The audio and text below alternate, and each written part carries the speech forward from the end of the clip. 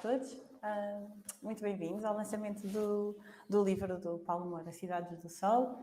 E boa noite, ou boa tarde para as pessoas lá em casa, sempre quis dizer isto. Obrigada por terem juntado também aqui ao evento, obrigada a todos por terem vindo. Quero começar por agradecer, obviamente, à Palavra de Viajante por nos cederem o espaço. É uma livraria lindíssima e é o sítio mais adequado, sem dúvida, para lançar este livro. Já verão porquê. E obrigada, claro, ao Festival 5L, que está a organizar estes eventos todos pela cidade de Lisboa.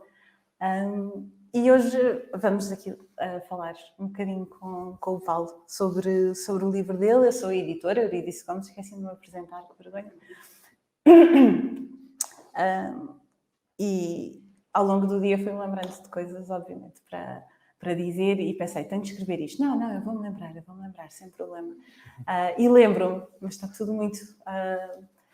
acabou por ficar assim tudo numa grande amálgama, mas uma coisa eu não me esqueço nunca acerca deste livro, que é sempre, não só quando vejo a capa, mas também quando vejo o nome dele, ou quando vejo o título do livro. Claro que o livro já está pronto há algum tempo, por isso estou a falar, parece que estou com delay, que há surpresas boas, porque este foi um daqueles livros que caiu quase do céu. Um dia estava a ir buscar a minha filha à escola e recebi um telefonema e era o Paulo a falar-me deste livro. Aliás, recebi um telefonema de uma colega minha que publica os romances do Paulo, a dizer que o Paulo tinha um livro de uma viagem que fez ao Oriente. E eu pensei, é interessante, gosto de viagens, não sou necessariamente viajante, aliás, não sou nada viajante, mas gosto muito de ler as viagens dos outros. E tenho uma curiosidade muito grande pelo Oriente, e fiquei curiosa, claro, olha que interessante. E depois finalmente recebi o livro, sem grandes expectativas, nem boas, nem más. Confesso que não li ainda nenhum romance do Paulo, com pena, mas está na minha lista, naturalmente. E quando comecei a ler, pensei, eu sei que é horrível a dizer isto, mas eu pensei, espera lá, isto é mesmo bom. Olha que interessante. E era uma coisa que eu pensava ler durante... Pronto, vou ler aqui meia hora e depois logo decido, logo vejo se continua. E fiquei completamente presa. Li de uma assentada. Senti muitos sentidos, não sentimentos, mas senti que era um livro que me punha os sentidos todos de alerta, todos. E foi tão curioso, porque é sempre isso que eu penso, que surpresa boa que às vezes nos encontram. Não estava nada à espera e não tive de procurar este livro, não tive de massacrar ninguém, porque alguém escreveu um livro que eu ouvi dizer e que é interessante. Não, foi uma conjugação tão bonita. Então eu só tenho sentimentos bons com este livro, com o Paulo. Correu tudo tão bem. Tanto a leitura como depois a conversa com o Paulo. Ele diz que nós já nos conhecemos, mas eu não me lembro. Para mim, estamos a conhecer-nos hoje. É verdade que já nos cruzámos, sim, mas fizemos todo este processo de envio do livro, leitura, a conversa, como é que vai ser, como é que fazemos, e depois já tudo assente que sim, isto vai acontecer. Então, pronto, preciso do livro revisto nesta data, do livro em provas nesta data. Tudo isto correu estranhamente bem, extraordinariamente bem. E com isto eu queria dizer, perdi-me. Pronto, correu muito bem. Que não nos conhecemos. Tudo isto aconteceu sem nunca nos vermos. Falámos ao telefone, claro, várias vezes, mas nunca houve um cara a cara, não houve mais nada. Foi só um acontecimento perfeito. Agora, sobre o livro em particular, acho que já toda a gente percebeu que eu tenho um carinho enorme por este livro, pela surpresa que foi, eu gostar tanto dele. Como eu disse, eu não sou grande viajante, mas gosto muito de ler as viagens das outras pessoas, e o Paulo é um exímio contador de histórias, neste caso das histórias reais que lhe aconteceram, fiquei, sempre quis, na verdade não sou grande viajante, mas eu sempre quis fazer uma viagem assim, porque eu acho que é assim que se viaja, não é meses. A pessoa tem tempo, não é ter 4 ou 5 dias para se meter num avião, ir ali, visitar a B e C e voltar. O Paulo faz uma viagem a sério, que eu imagino que seja assim que costumas viajar, não só nesta situação, mas noutras, não é? Que é, vou-me perder na rua, e vou falar com pessoas, e vou procurar A, B e C, e vou saber coisas do cotidiano daquele país. E isso foi uma agradável descoberta, porque passou ao lado de todos os clichês com que somos bombardeados sobre a Ásia e sobre outros continentes, outros países, outras culturas. A verdade é que é muito mais genuíno, muito mais genuína a viagem do Paulo e aquilo que ele nos conta, e também por isso tão impressionante. E a desculpa da viagem, que é a busca de utopias na Ásia, nas cidades do Oriente, e também a ascensão, que no fundo, que na verdade tem outra camada não é de leitura, mas de intenção, que é examinar a ascensão da classe média, das classes médias no Oriente. Como é que isso aconteceu? Como é que isso está a acontecer, na verdade? O que é que está a nascer daí? E para onde é que se caminha? Tem o condão de nos confrontar também com as nossas ideias e as nossas ilusões acerca do que é o futuro, do que é a modernidade e as utopias também, no fundo, e pôr-nos a pensar, será que é mesmo isto que queremos? Será que era isto que queríamos?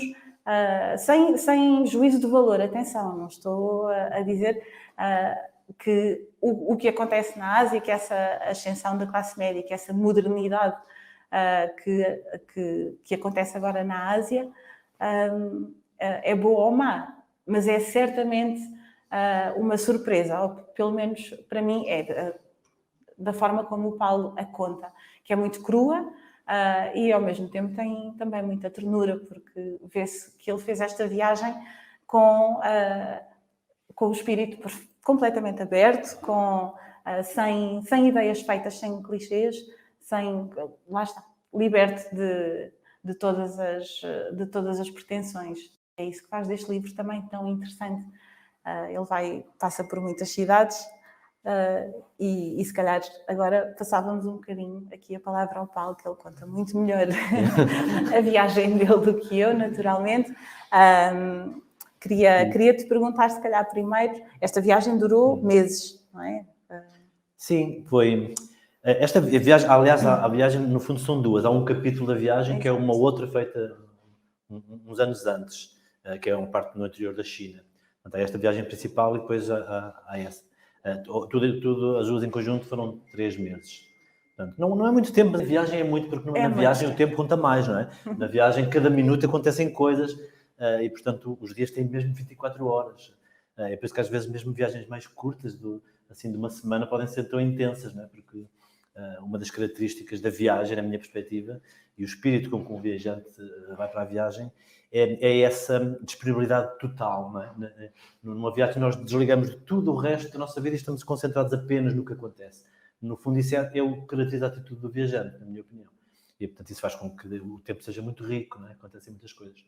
Mas foi essa viagem principal, foram quase 2 meses, e a outra foi um mês, portanto, ao todo 3 meses. E como é que é?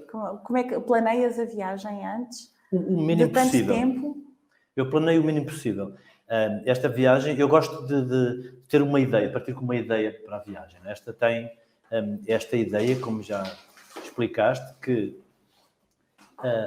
parte de facto são duas ideias no fundo. Uma é esta premissa de que a classe média asiática está em grande crescimento. Não é? Essa foi a primeira constatação e que me fez ter curiosidade para ir conhecer principalmente as grandes cidades. E principalmente cidades que cresceram muito rapidamente, as cidades que se tornaram gigantes nos últimos anos ou décadas.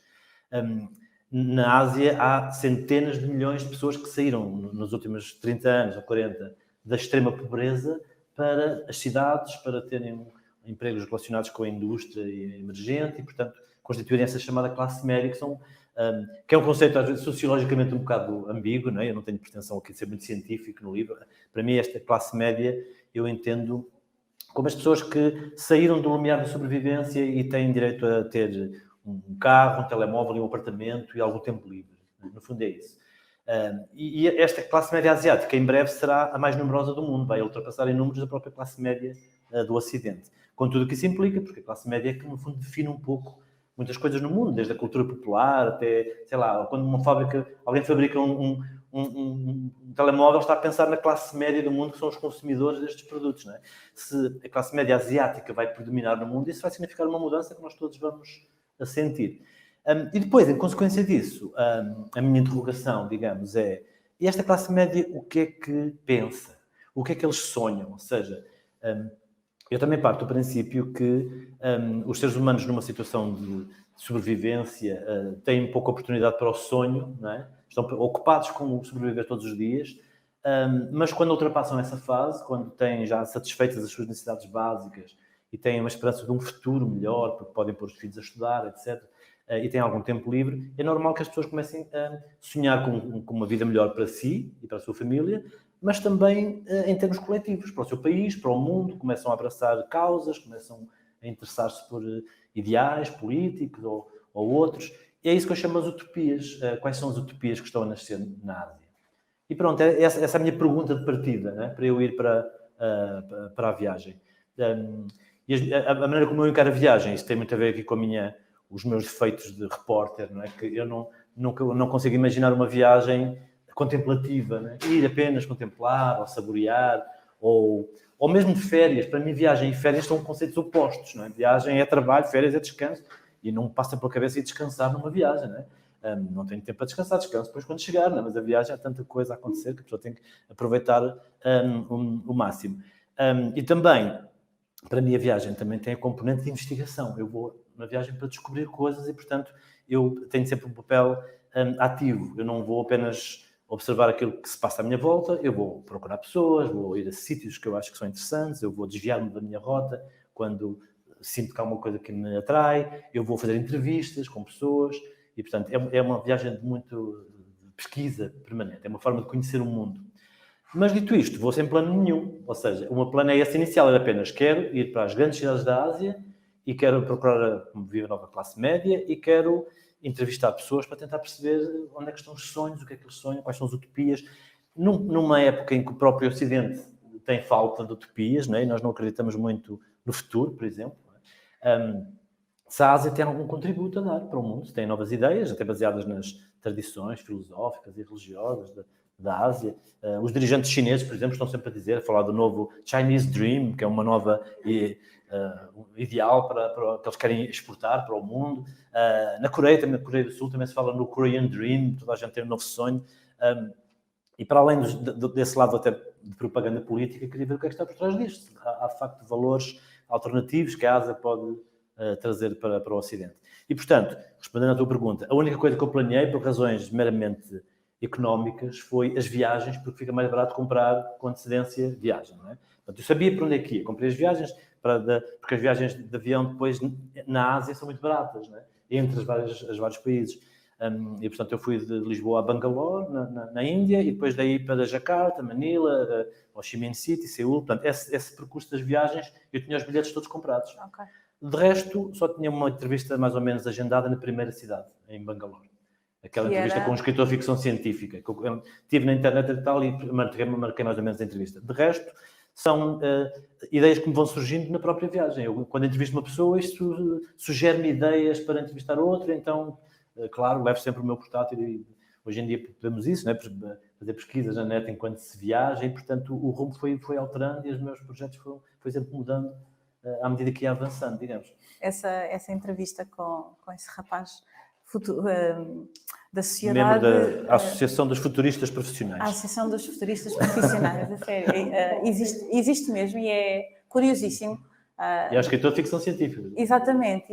E que no decorrer da entrevista ou da conversa que vocês tiveram, chegas à conclusão que ele é um futurista conservador, não é? Sim.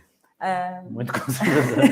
Aliás, isso é uma das surpresas. Pelo menos pelos padrões do Ocidente, exato, não é? Mas é depois uma constante em muitas das outras conversas que eu tenho em outros países. É uma surpresa ver isso como eu vou à procura dessas novas ideias da Ásia e pergunto às pessoas por isso. E uma constante é sempre essa, os valores familiares, o respeito pelos mais velhos, o respeito pela autoridade. E ser contra o politicamente correto, e também contra o feminismo, enfim, muitas das coisas.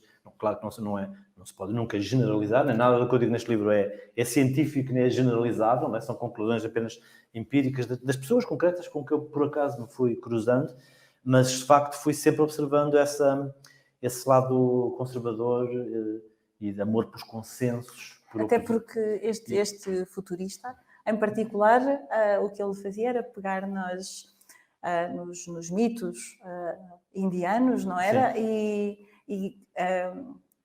O quase chamado thriller místico-tecnológico, que é um novo género que ele inventou. E no fundo, a tentar provar como eles estavam, como tudo o que está, pelo menos foi isso que eu compreendi, tudo o que está na mitologia indiana, com todos os seus deuses, é possível, é concretizável, basta apenas um pequeno salto tecnológico que ainda não demos, mas que eles já o teriam. Sim. Seria isso mais ou menos, não é? Sim, há várias ideias ali interessantes. Ele diz, por exemplo, que é uma ideia também que isso prevalece um pouco aí, porque Bangalore é a grande capital do software, né? Chamada a Silicon Valley da Ásia. E então, há uma teoria ali recorrente de que o hinduísmo e a forma de pensar das pessoas que professam o hinduísmo é muito propícia à criação de software, tipo de raciocínio, tipo de pensamento.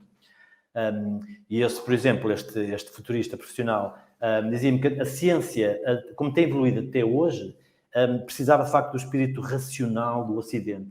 Mas a partir de agora, desde com a física quântica e o software, etc., formas de pensamento, racionalidade oriental é mais propícia à ciência hoje em dia, porque não tem aqueles princípios rigorosos da não contradição, do terceiro excluído, como temos a nossa lógica aristotélica. Uma coisa não pode ser uma coisa e ser outra ao mesmo tempo. Para um asiático pode, porque não? Pode ter uma coisa e o oposto ao mesmo tempo. E na física quântica também é assim. Um eletrão pode estar num sítio e noutro sítio ao mesmo tempo. Portanto, ele diz que agora, neste estádio de avanço da ciência, o pensamento oriental é mais propício. E daí haver este tipo de tecnologias, até ligadas ao software, estão muito desenvolvidas na Índia, depois nas Filipinas e em vários países asiáticos. O gato de Schrödinger é um adquirido no Oriente, se calhar, não é? Está vivo, está morto dentro da caixa.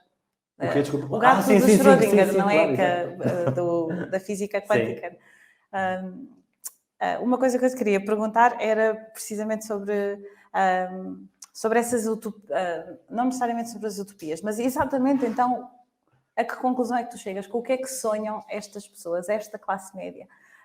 Têm as mesmas aspirações que nós ou há outra forma de pensar? Há outros objetivos? Eu gostava de ter chegado a uma conclusão assim, para pôr no último capítulo, mas não cheguei a uma conclusão. São tantas coisas e muitas contraditórias umas com as outras, não é? Há muitas conclusões, mas não há uma que se possa chegar. Uma delas é que não há utopia. Aliás, há um escritor que eu entrevisto em Jakarta, na Indonésia, que me disse: Mr. Moura, se vem à procura de utopias para a Ásia, vai para o lado errado do mundo. E eu, pronto, quer dizer, porque logo o resto da viagem estava comprometido. Agora, o que é que estou aqui a fazer? E ele sabia do que estava a falar, não é? Ele mostrou-me que a própria ideia de utopia é um conceito europeu. E, portanto, na Ásia não existe esse conceito. Na Ásia, que as pessoas procuram a felicidade individual, não procuram essa ideia de uma sociedade perfeita em que cada indivíduo pode sonhar. Isto não vem da tradição cultural asiática. Essa é a opinião dele. E, de facto, uma primeira impressão é que, primeiro, é que esta nova classe média tem sonhos muito parecidos com os ocidentais, mas destituídos até de toda a espiritualidade, não é? Ou seja, aquilo que nós no Ocidente muitas vezes vamos buscar a Ásia como espiritualidade, desde as próprias práticas até muito em voga de meditação, yoga, vamos buscar a Índia, etc. Isso é muito desvalorizado na Ásia, ou seja, isso é considerado atraso cultural, portanto, até porque as elites culturais asiáticas são muito instruídas no Ocidente, ou frequentaram universidades americanas, e portanto são muito ligadas à cultura do Ocidente. E, portanto, a cultura tradicional asiática é vista como um sinal de atraso. E, portanto, muitas dessas pessoas o que querem é ter, se têm um carro, querem ter mais carros e querem fazer viagens e querem fazer show-off, ou seja, têm um espírito de novo rico, normal, como qualquer pessoa que ascende da pobreza para uma. Ainda é muito material, então. Muito ligada, assim, ao materialismo e ao individualismo, à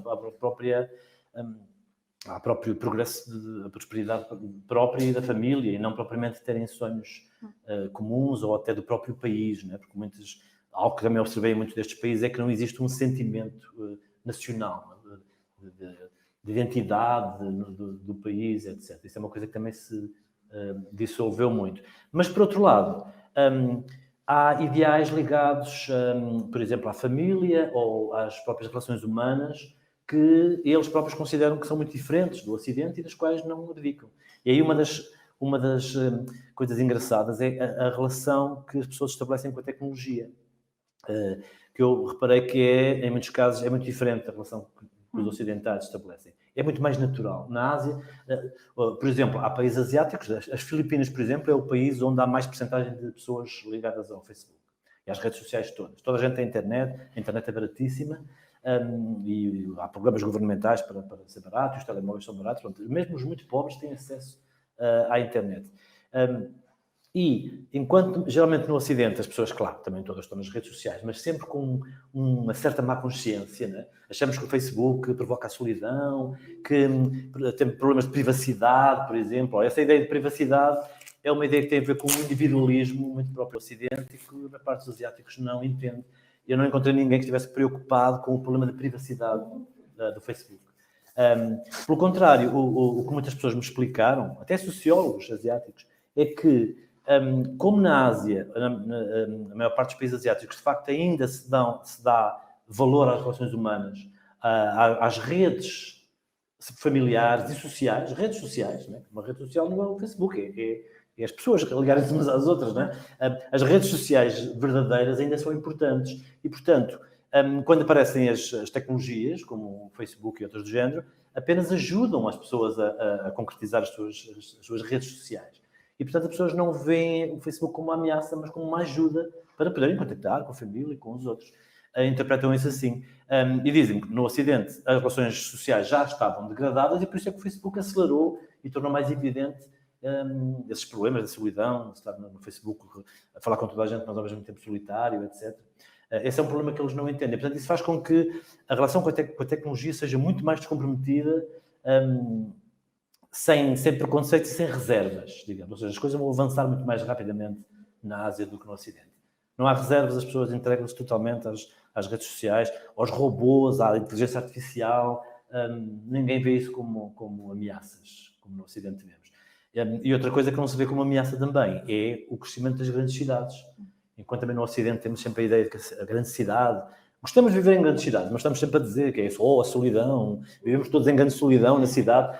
Várias pessoas na China, aliás, entrevistei mesmo o responsável do departamento de urbanismo da cidade de Xangai, que me disse, as pessoas vivem sozinhas na cidade, mas que ideia é essa? Eu não percebia, sozinha é lá na aldeia, na cidade estamos todos juntos. Ou seja, parece uma coisa óbvia, não é? Nós já andamos sempre aqui a dizer que a cidade é que é a solidão. Não, solidão é na aldeia.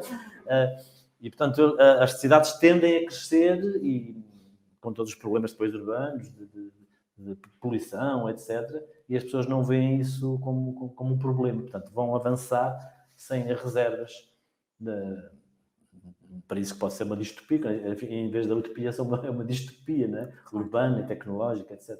Parece uma classe média quase nos antípodas daquilo que é aqui, hoje, a classe média, não é? Que quer calma, que se quer afastar, que quer o seu espaço. Pois, exato. Aliás, na China falaram disso que não quer carros nas cidades. Nós talvez cheguemos a essa fase, mas antes temos que passar pelas outras. Aliás, eu dizia mesmo em Xangai, com esse urbanista, eu dizia-lhe, porque é que vocês, porque muitas destas cidades na China cresceram rapidamente e foram planeadas, né? Como principalmente Shenzhen, por exemplo, que é a cidade que cresceu muito recentemente, é onde se fabricam todos os iPhones e toda a tecnologia é feita ali. É uma cidade que há 40 anos era uma pequena aldeia e hoje tem 15 milhões de habitantes. Aquilo cresceu muito rapidamente e, portanto, foi desenhada a compasso, foi planeada para ser uma cidade utópica, né? E, tendo eles a oportunidade de desenhar uma cidade de raiz, porque é que fizeram os mesmos erros que no Ocidente? Ou seja, lá estão as grandes avenidas para os carros, tudo, parece que querem passar para aquela fase, e as cidades super poluídas. E ele disse mesmo isso, não, é impossível convencer um chinês que agora vai para o campo respirar ar puro, porque isso é o que eles têm há milénios. Eles agora querem ir para a cidade e querem levar o carro para a cidade. Não vamos convencer um chinês que agora vai a transportes públicos. O carro é um símbolo de status e de estatuto. E, portanto, como no Ocidente a classe média passou por essa fase, lá também tem de passar para, posteriormente, então, começarem a retirar os carros. Como em muitos sítios também já está a acontecer. Mas tem que passar pelas várias fases. E tu sentes que há a mesma coisa, que há o mesmo sentimento em relação à cidade e ao futuro e às tecnologias nas gerações mais velhas e nas gerações mais novas, dentro dessa classe média, ou que os mais novos já estão mais próximos de um Ocidente de hoje, com as mesmas aspirações, com a mesma forma de se relacionarem uns com os outros, só que conservam muito das suas tradições asiáticas e dos seus valores. Sobretudo aqui será mais uma questão de valores do que de tradições. Sim, é um misto, porque de facto a juventude é totalmente ocidentalizada, mas mais, ou seja, tem todos estes hábitos que os jovens ocidentais têm, eles têm vezes 10. É tudo mais. Eles nem têm bem noção disso. Por exemplo, falo com vários jovens em Jakarta que vivem nas redes sociais e que portanto, esse tipo de vida muito em que cria uma imagem, tudo aquilo que nós criticamos, que é a vida muito artificial das redes sociais. Antes, eles vivem isso ao extremo, mais até do que no Ocidente. Mas isso não impede que estejam sempre a dizer que temos que respeitar os mais velhos e devemos respeitar a família, os valores familiares temos que os recuperar. Portanto, é um misto desses valores, mas ao mesmo tempo não tem uma má consciência em relação ao progresso e à tecnologia, etc. E outra coisa que também aliás, essa foi uma das razões que me fez avançar para esta viagem, é que nós temos a noção de que vivemos numa crise, não é? Não sei bem já desde quando, mas há muito tempo que vivemos numa crise. Houve a crise de 2008, já antes tinha havido outra, a crise financeira, depois é a crise de valores, depois é a crise... Desde quando é que estamos em crise? Os anos 60, pelo menos, que o Ocidente estamos em crise, mas agora então desde 2001 temos a sensação de que estamos numa crise profunda e de que o futuro, e principalmente isso, o futuro será pior do que é o nosso presente, não é? Há muito essa sensação de que o futuro é uma coisa a temer, que os nossos filhos provavelmente vão ter uma vida pior do que nós tivemos, ou que os nossos pais, e portanto há uma crise. Na Ásia, quando eu pergunto às pessoas, então, mas a crise, eles ficam a olhar para mim, qual crise? Não têm a percepção de estar numa crise. Mesmo as pessoas que realmente estão, não é? Porque, pois, objetivamente, isso não corresponde. Ou seja, há pessoas que estão numa situação, objetivamente, muito pior do que no Ocidente. Há muito mais pobreza em todos estes países, não é? Mesmo nos ricos, mesmo na China. Há muito mais pobreza, mesmo esta classe média acaba por ter nível, quase sempre, na sua maioria, um nível de vida muito baixo, comparado com as classes médias nos países mais ricos do Ocidente. Mas mesmo objetivamente sendo assim, as pessoas têm uma noção de estar num bom período de história. Estamos num período próspero, acreditam que o futuro vai ser melhor e não estamos em crise, estamos num grande crescimento, num grande desenvolvimento para um mundo melhor. Isso é uma sensação comum que se sente por todo o lado. Isso é ótimo, sentir isso, né? A pessoa de repente, já este peso da crise que nós temos, não sabemos bem o que é, mas é uma crise existencial, não é? Isso na Ásia não existe. E, efetivamente, não estão em crise neste momento. Quer dizer, os pobres estão. sem dúvida. Não é? Porque nas Filipinas... Digo em termos globais, não é? Ou seja, comparando com há 20, 30 anos, a situação deles está melhor. Melhorou em termos financeiros. Ou seja, se pensarmos... Melhorou de facto, sim. Assim, em termos globais, se pensarmos nesta ideia de que a globalização é que trouxe essa crise para o mundo, não é? A globalização é que é a razão de toda a nossa tragédia, destes problemas do desemprego, provocado pela deslocalização das indústrias para a Ásia, para outros países, todo este processo que acontece há anos, claro, na Ásia eles sentem-se como beneficiários disso, eles não veem a globalização como uma coisa negativa, não é? Claro. E, de facto, isso aconteceu. Estas centenas de milhões de pessoas emergiram para uma classe média graças a todo este processo da globalização económica, não é? E haver fábricas americanas na China, e haver pessoas em Bangalore ou nas Filipinas que trabalham em teletrabalho, em outsourcing, em call centers gigantescos, etc. Isso permitiu, de facto, a emergência desta nova classe média. Portanto, objetivamente, de facto, houve um progresso imenso. E, portanto, as pessoas sentem isso. E como é que eles olham para o Ocidente? Quer dizer, isso é sequer um fator na vida deles? Existe um Ocidente? Sim. É uma aspiração? É só uma coisa que está ali? Há alguma... Não, o Ocidente continua a ser a grande referência, sempre. Ainda que haja outras, por exemplo. É engraçado ver como várias zonas da Ásia têm referências culturais. Toda esta Ásia mais oriental, digamos, por onde eu andei agora, a grande referência cultural é a Coreia do Sul. Qualquer jovem, noutros países, vem as músicas, o K-pop, a música popular da Coreia, as telenovelas, né, que são chamados drama da Coreia do Sul, e os videojogos. Portanto, essa cultura da Coreia do Sul é a utopia para todos estes países à volta. As Filipinas, a Indonésia, todos aqueles jovens vivem obcecados com aquelas bandas, boys band e girls band da Coreia do Sul.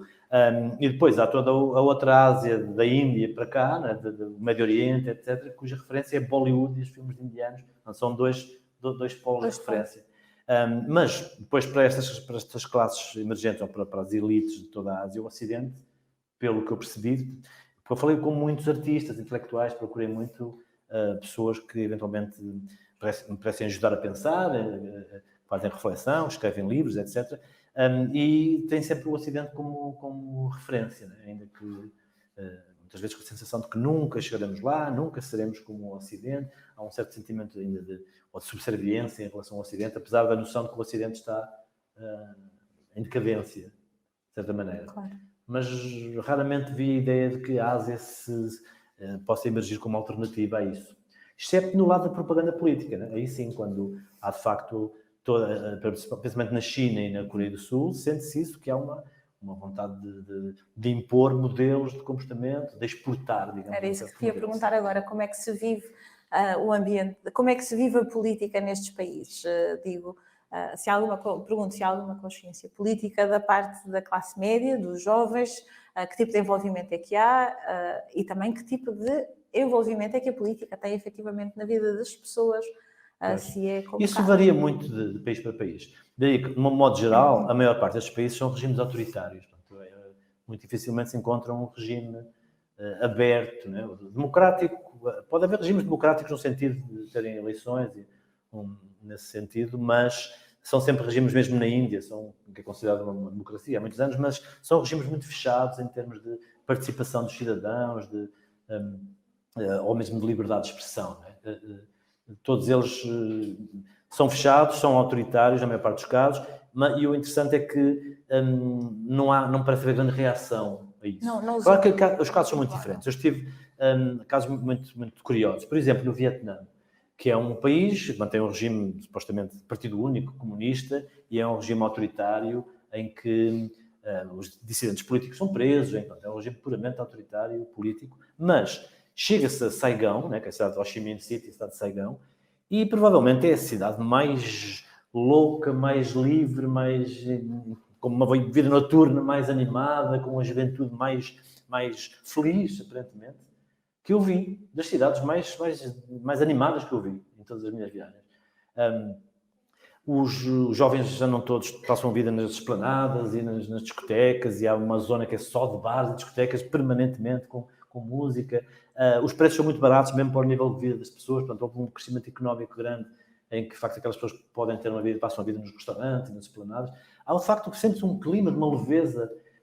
E nós sabemos que, e depois com muito turismo, mas um turismo hippie, assim, um turismo que já vemos pouco no Ocidente, que havia em Portugal nos anos 70, temos uns hippies um bocado já fora de moda, que passam, fazem este tipo de viagem ainda, né, que passaram para a Tailândia, mas o Vietnã agora é o grande centro, que é um tipo de turismo também que agrada, pelos vistos, as autoridades, porque não questiona muito, né, gostam de estar ao sol e de dar sandálias, e portanto, é um lado hippie pouco crítico, digamos, e portanto isto constitui assim um clima que sobrevive no meio de um grande autoritarismo político, mas no entanto as pessoas sentem-se livres. Isso é um pouco preocupante porque dá a impressão que é um modelo facilmente exportável para o Ocidente, não é? Porque é de facto tentador aquilo. A pessoa chega a pensar a certa altura, mas para que a liberdade política, não é? Para que andarmos a chatear-nos sempre a oposição e a toda a gente a insultar-se, aquela conflitualidade do Ocidente, quando afinal, se calhar, temos lá um governo autoritário, mas que não se intromete muito na vida das pessoas, desde que elas não façam ondas. Permite um crescimento económico. No fundo, este é o modelo da China, não é? E é este modelo, no fundo, que eu sinto que é exportável pelo Ocidente, que isto pode ter muita simpatia em todo o lado. Que as pessoas estão dispostas, em muitos sítios, e aqui incluindo, a abdicar das liberdades, a abdicar da privacidade, tudo isso em nome dessa felicidade, entre aspas, que tem uma certa prosperidade económica, mas ao mesmo tempo uma liberdade nos costumes, né? Que noutras ditaduras não existia. Mas agora é um novo modelo este. É ditaduras, mas com liberdade para as pessoas individualmente, desde que não chateiem muito o governo, podem fazer o que quiserem. Inclusivamente enriquecer. Isso é o que se vê no Vietnã. Portanto, apesar de ser uma sociedade comunista rígida, as pessoas criam empresas, enriquecem, vê-se pessoas com grandes carros, com essa riqueza exibida, e portanto há essa perspectiva de poder enriquecer, de poder haver ascensão social. Isso vê-se nesses países. Depois há outros, como a Indonésia ou as Filipinas, que é interessante ver porque são países com uma grande tradição de luta política. Não é? Às vezes faz lembrar certos países da América Latina, em que tem, as Filipinas é um caso típico, tem revoluções sobre revoluções, todas as pessoas se lembram da última revolução que derrubou o presidente e o Ferdinando Marcos e todo este processo. Foi processos políticos que envolveram multidões, não é? Portanto, em que muita gente esteve envolvida. E, portanto, nesse sentido, são países muito politizados, apesar de haver, então, nas Filipinas, um regime autoritário agora, também, terrível, não é? Mas a população em geral é muito politizada, discute política, interessa-se por isso, etc. Noutros lugares como a China, não. Isso é tabu, não se fala de política. Não é? No entanto, há aquele casal. Pronto, uma exceção, sim, eu conheci esse, precisamente eu fui conhecer esse casal porque tinha um papel, e outro homem que foi líder de uma revolta popular nos campos. De facto, há essa luta, é um pouco clandestina, não transparece para fora, não sabemos desses movimentos. Mas que é uma oposição aberta ao regime, quer dizer. Mas não é uma oposição organizada, quer dizer, não é um partido todo, porque o partido engloba, aliás, o Partido Comunista na China hoje em dia permite tendências, não é? Eles acham que a oposição está dentro do próprio partido. Dentro do partido admitem certas tendências, pensamentos diferentes, e isso esgota toda a sua vontade de oposição, toda a brincadeira do jogo político fica encerrado no próprio Partido Comunista, não é? Mas depois, ao nível mais individual, das regiões, etc., há de facto, essas histórias que eu contei são interessantes porque são tradições antigas da China, como esta, por exemplo, de quando alguém tem uma queixa, poder ir a Pequim fazer uma petição. Vai apresentar a sua causa aos governantes. Isso é uma coisa que vem do tempo dos imperadores e dos mandarins e que é mantida essa tradição. E, de facto, esse grupo que liderou uma revolta naquela aldeia, depois foram a Pequim com a sua petição e foram atendidos pelas autoridades. Pronto, depois quando chegaram, tiveram represálias, foram presos uns, outros assassinados, etc. Mas ou seja, aquilo depois funciona de uma maneira um bocadinho perigosa, não é? Mas as pessoas têm... Mas há uma ilusão de representatividade, no mínimo. Essa ilusão. E que as pessoas Mas ela está prevista. Sim, ou seja, eu acho que isso vem dessa tradição até anterior à Revolução Comunista, dos mandarins na China, que é a tradição de que o imperador está do lado do povo. Então, o povo, mesmo mais pobre, pode, sem queixas contra os quadros intermédios, né, que é o grande inimigo. Muitas pessoas na China apontam como o inimigo, é o inimigo direto, é o quadro intermédio, é o líder no meu bairro ou na minha aldeia. Mas tem a sensação de que se eu for a Pequim lá falar mesmo com os dirigentes, esses estão do meu lado e contra os quadros intermédios, eles vão fazer justiça. É alimentado muito essa ideia e muita gente... E todas as semanas há milhares de pessoas que vão a Pequim com essas petições. É uma tradição na China. Claro. Vão e ficam... Pois, há histórias incríveis de pessoas que ficam alojadas nos hotéis e depois desaparecem, são assassinadas, etc. Há depois uma luta que não se vê, que depois nem toda a gente tem a percepção, mas as pessoas continuam com essa atitude, portanto, de ir protestar com as suas causas a Pequim. É uma coisa engraçada. A parte da China, todas as tuas paragens extremamente interessantes. Mas a da China é talvez onde se vê, onde se percebe efetivamente essa ascensão, que foi uma coisa que aconteceu em 15, 20 anos. Uma mudança gigantesca na mentalidade, na disponibilidade financeira, em tudo, na verdade. E é onde se vê claramente esse movimento do campo para a cidade, da miséria para uma pobreza relativa, mas pronto, da absoluta miséria, na verdade, pelo menos pelas coisas que descreves e também por aquilo que ouvimos. Portanto, a China que eu não estava à espera que fosse, o sítio que a parte da tua viagem que me marcasse mais, e foi precisamente por isso, porque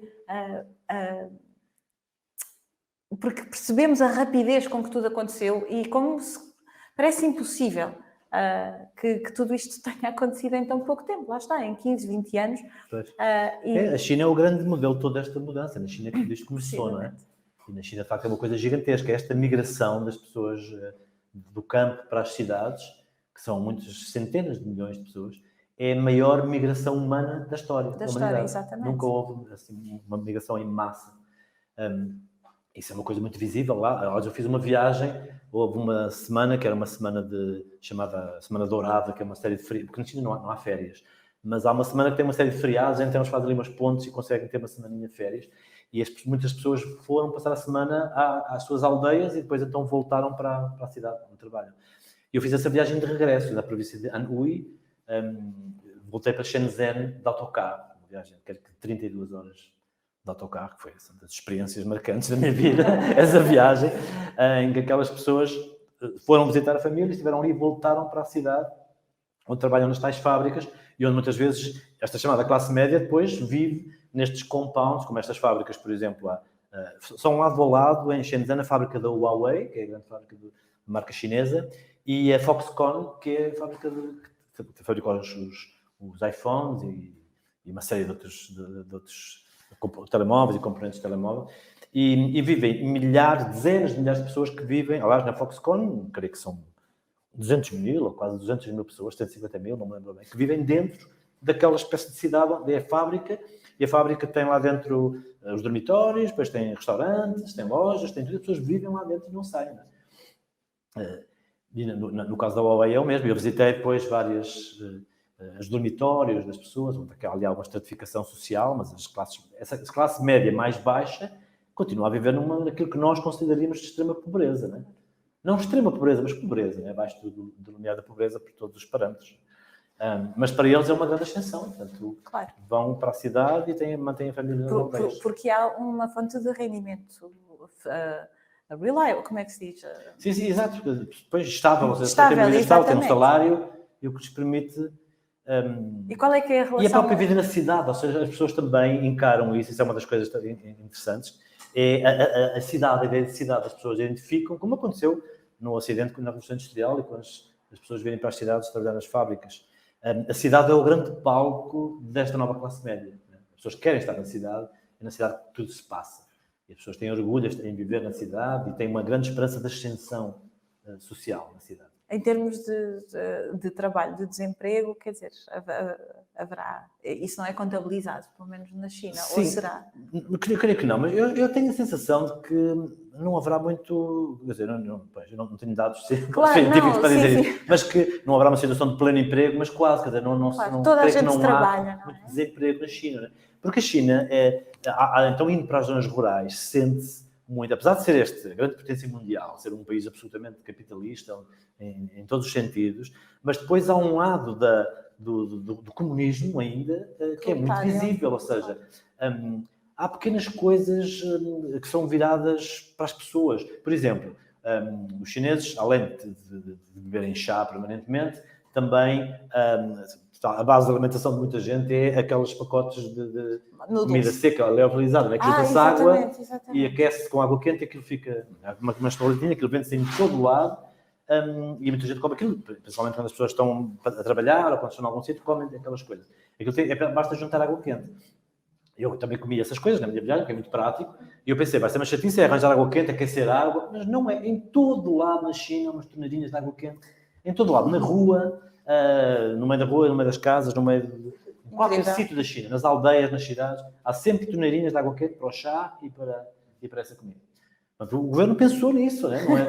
Ou seja, as coisas não são deixadas à lei do mercado, não, há uma decisão centralizada do governo, percebe-se, e portanto, apesar de eu estive a dormir, por exemplo, numa aldeia na casa de um casal de professores, uma casa absolutamente miserável, não é? Aliás, eles deram uma cama deles para dormir, eles foram dormir para a casa de um vizinho, e a cama deles nem colchão tinha, uma tábua, miséria. A casa de banho não funciona, não tinha esgotos, não tinha nada, isto era um casal de professores.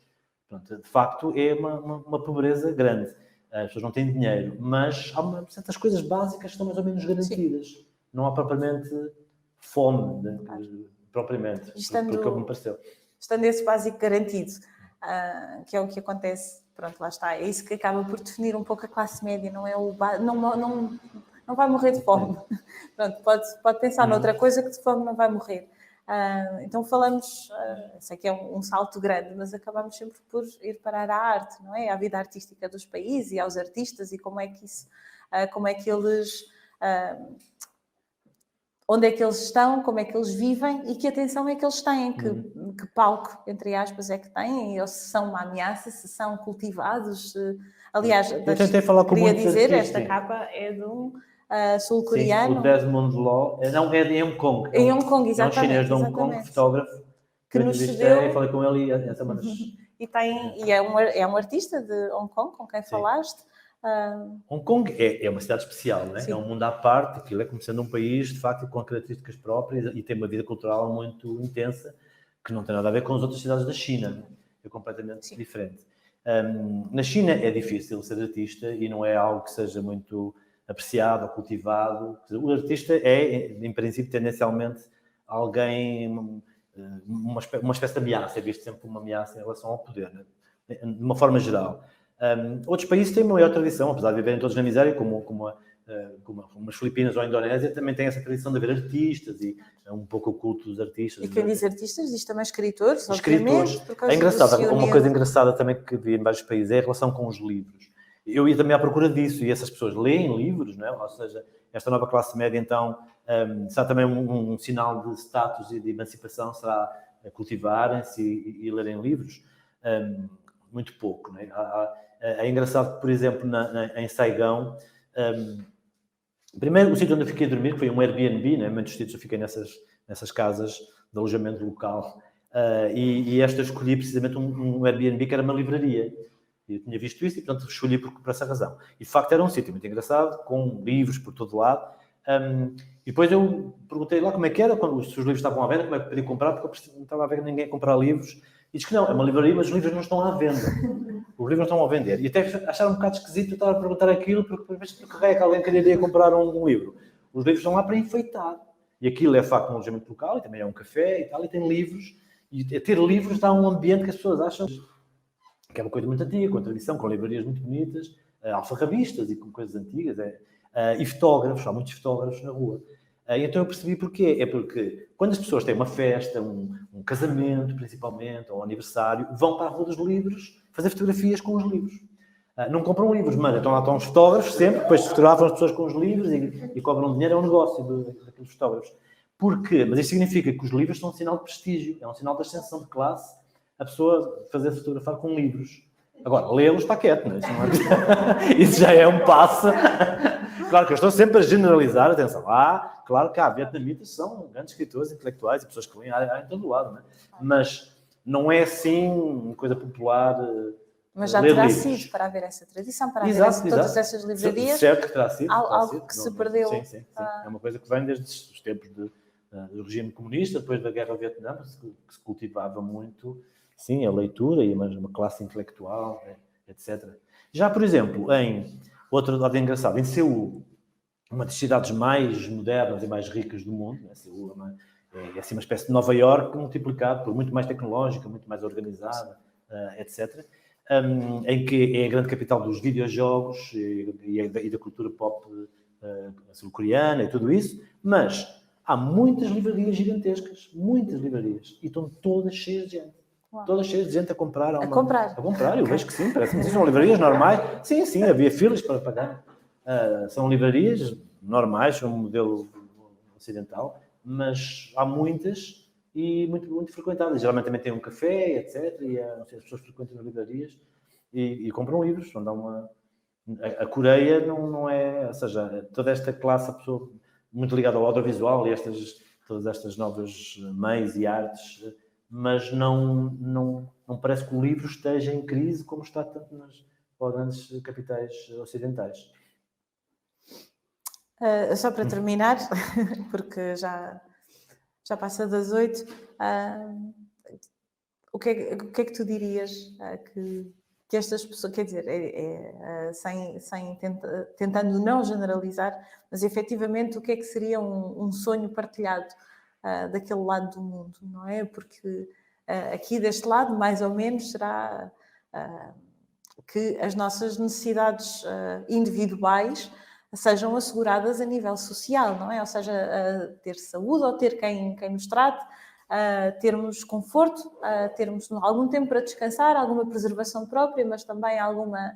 Pronto, fazer o pleno, não é? Termos tudo. É. Será que isso também é uma preocupação com ele? Será que isso é um sonho? Sim, eu acho que isso, de certa maneira, isso é universal. O que eu vejo que é diferente isso é uma coisa comum em muitos países, até diferentes uns dos outros, é que não compreendem a conflitualidade do Ocidente.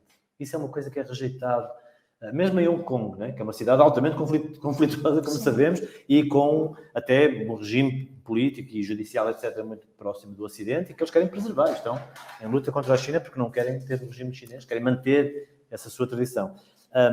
Mas mesmo em Hong Kong, por exemplo, este fotógrafo com que falei lá, e outras, que é um jovem fotógrafo, outras pessoas da sua geração, dizem, primeiro, que não entendem o extremo individualismo do Ocidente.